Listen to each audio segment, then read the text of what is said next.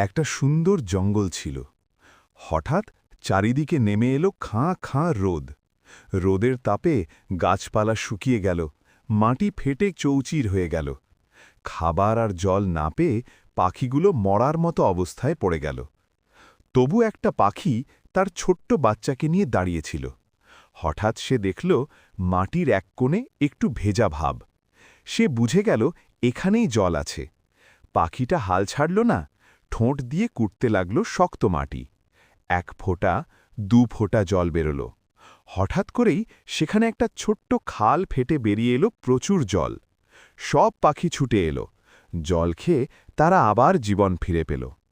কিন্তু বড় পাখিটা বুঝল আজ জল আছে, কাল নাও থাকতে পারে।